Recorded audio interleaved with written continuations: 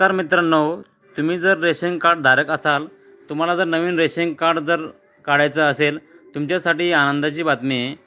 तुमच्यासाठी एक महत्त्वपूर्ण अपडेट आहे। त्यासाठी हा व्हिडिओ शेवटपर्यंत पहा आणि तुम्ही तत्पुरती चॅनलवर जर नवीन आला असाल तर चॅनलला सबस्क्राइब करून ठेवा आणि ऑल नोटिफिकेशनवर क्लिक करून ठेवा, जेणेकरून सर्वात अगोदर आपला व्हिडिओ तुमच्यापर्यंत पोहोचेल।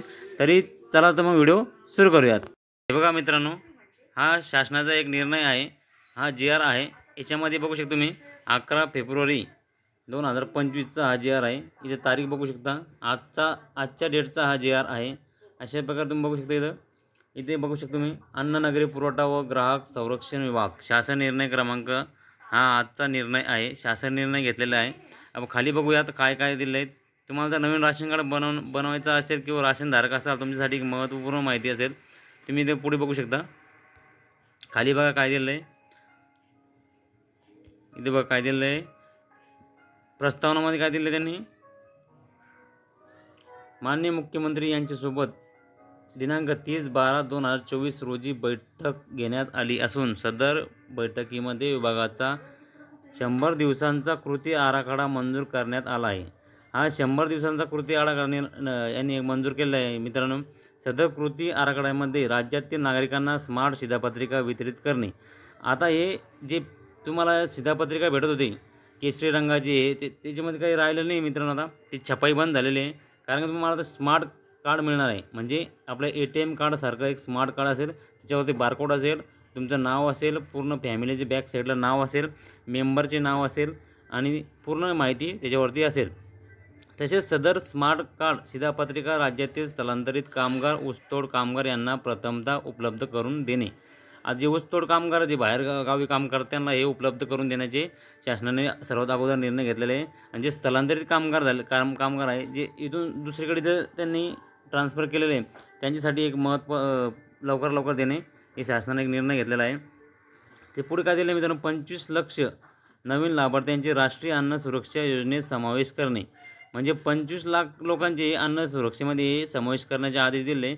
सदर समावेश करण्याकरिता लाभार्थ्यांचे KYC करणे, मयत व्यक्ती व 100 पेक्षा जास्त वय असलेल्या लाभार्थ्यांची तपासणी करून त्यांची नावे शिधापत्रिकेमधून वगळणे।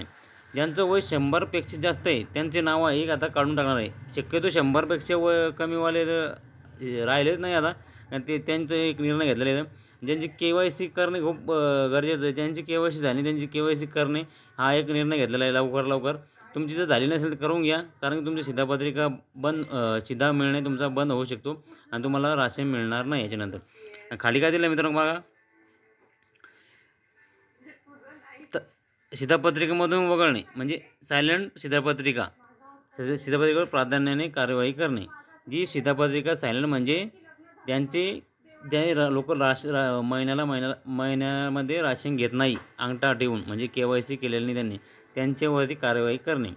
सायलेंट म्हणजे ते शांत झोपले, बाबींवर प्राधान्याने कारवाई करण्याची आहे। त्यानुसार तालुकास्तरीय कार्यालयामध्ये पुरवठा शाखा तांत्रिक मनुष्यबळ उपलब्ध करून देण्याची बाब शासनाच्या विचाराधीन आहे। आधी तांत्रिक मनुष्यबळ उपलब्ध करून देण्याची शासनाने एक निर्णय घेतलेला आहे। आता खाली काय दिलं आहे मित्रांनो बघा, इथे खूप महत्त्वाचा निर्णय आहे बघा। शासन निर्णयामध्ये काय घेतले, राज्यात राबवण्यात येणारा सार्वजनिक वितरण व्यवस्थापनेचे संगणकीकरण प्रकल्प तसेच विभागाच्या 100 दिवसांच्या कृती आराखड्यानुसार शिधापत्रिका विषयक कामकाज तातडीने करण्याकरिता राज्यातील 401 तालुकास्तरीय पुरवठा कार्यालय व शिधापत्रिका कार्यालयामध्ये IT ऑफिसर असिस्टंट हे एक पद नेमण्यात आले आहे, तांत्रिक मनुष्यबळ म्हणून। दिनांक 31 मार्च 2025 पर्यंत उपलब्ध करून देण्यात येणार आहे। त्याकरिता येणाऱ्या ₹4.80 कोटी खर्चात प्रकल्प अंमलबजावणी समितीच्या 16/1/2025 रोजीच्या बैठकीत मान्यता देण्यात आली आहे। एक मान्यता दिली आहे मित्रांनो, IT ऑफिस असिस्टंट म्हणजे तांत्रिक मनुष्यबळासाठी एक नवीन भरती होणार आहे, देण्यात आली आहे। त्यानुसार तालुकास्तरीय पुरवठा कार्यालय व शिधा वाटप कार्यालयामध्ये IT ऑफिस असिस्टंट या पदाचे तांत्रिक मनुष्यबळ 31 मार्च 2025 पर्यंत उपलब्ध करून देण्यास व त्याकरिता येणाऱ्या 4.80 कोटी खर्चास प्रशासकीय मान्यता देण्यात येत आहे। हे पूर्ण इथं ज्या शासन निर्णयामध्ये मान्यता दिलेलं आहे मित्रांनो, खाली का दिलं आहे ITO ऑफिस असिस्टंट या पदाची तांत्रिक मनुष्यबळ माहिती तंत्रज्ञान मंडळाकडून उपलब्ध करून देण्यात येईल.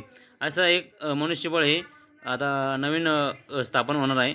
तरी तुमच्या शिधापत्रिकेमध्ये जी अडचणी होत आहे आणि तुम्हाला जर वेळ लागत आहे तो वेळ लागणार नाही आणि लवकर तुम्हाला हे लवकर तुमचे कामे ऑनलाईन होणार आहे.